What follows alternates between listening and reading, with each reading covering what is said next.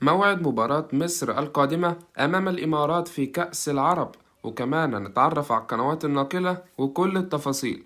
بس قبل بداية الفيديو ما تنسوش تضغطوا على زر اللايك وتشتركوا في القناة وتصلوا على سيدنا محمد صلى الله عليه وسلم. بعد التعادل الإيجابي بنتيجة هدف مقابل هدف في المباراة الماضية ما بين المنتخب المصري والمنتخب الكويتي، والتي جمعتهم على استاد لويسيل، بيستعد المنتخب المصري لمواجهة المنتخب الإماراتي في المباراة القادمة، وهتنطلق صافرة بداية المباراة في تمام الساعة 7:30 مساء بتوقيت تونس والجزائر والمغرب، 8:30 مساء بتوقيت مصر وليبيا والسودان وفلسطين، 9:30 مساء بتوقيت السعودية والعراق وقطر واليمن والبحرين والكويت وسوريا والأردن، 10:30 مساء بتوقيت الإمارات وسلطنة عمان. وهتنقل المباراة عبر قناة بين سبورت وأبو ظبي الرياضية وقنوات الكأس القطرية.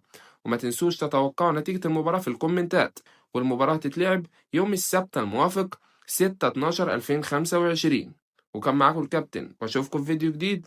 مع السلامة.